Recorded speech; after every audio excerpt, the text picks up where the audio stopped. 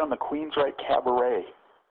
Oh, well, we got this offer from a promoter in Seattle. They're doing kind of a Mardi Gras theme for in February, and Mardi Gras is really pretty popular in Seattle, and so we're always looking for new ways to present ourselves, and our music, and we've always wanted to kind of create performance art, with our music, and we thought, this is a perfect time to play around with this. So what we've done is we've created a set list of some pretty obscure material, a lot of stuff we hadn't played before or haven't played in many, many years. And we're creating these individual performance pieces with each song where there's, and using the cabaret idea as a theme, cabaret being, kind of a combination of vaudeville type actors, jugglers, tightrope walkers, fire eaters, burlesque dancers, contortionists, this kind of thing, but putting them in context, their performance in context with what the song is about. It's kind of a one-off, kind of a two-show thing we're doing. We don't really plan on doing it in the future, but we're really all very looking forward to it because it's a very unique kind of presentation. As you get older, obviously, and you as a vocalist, if you get this more, usually your range starts to limit itself a little bit. You can't quite do what you did when you were younger. Do you find that you have any issues with some of the older stuff, like Queen of the Reich and stuff, that you have problems doing those anymore, or you have to modify how you sing them? Well, not generally. I've been pretty lucky in that respect.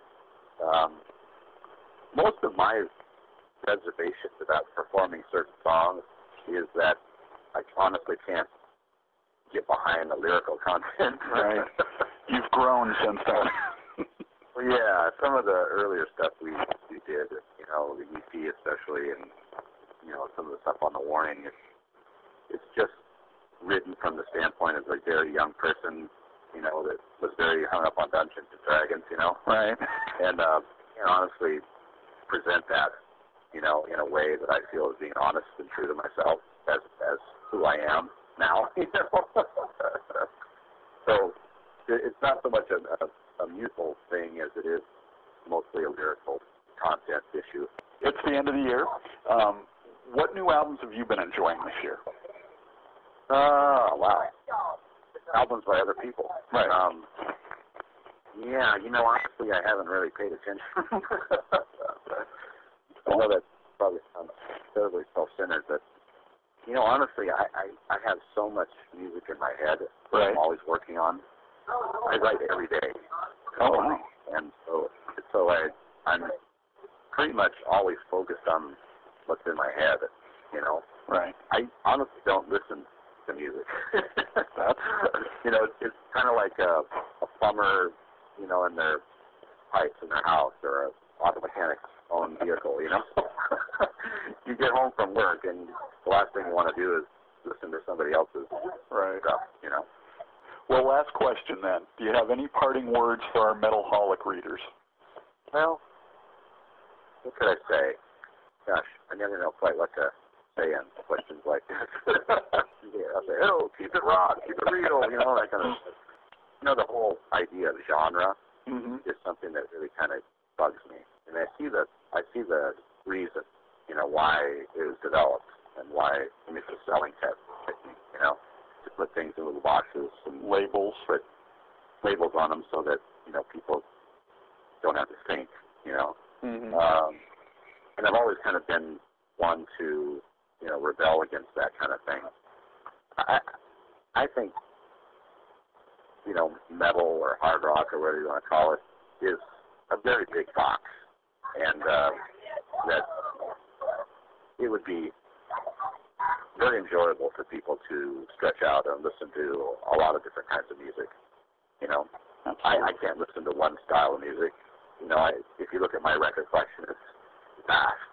In fact, all of the guys in the band, that's one of the things that attracted us to each other in the beginning, is that we all had these giant record collections of influences and to pull from and to talk about. And, hey, have you heard this song by Ravi Shankar? I think if you took the guitar line and played it with a hi-hat kick drum combination.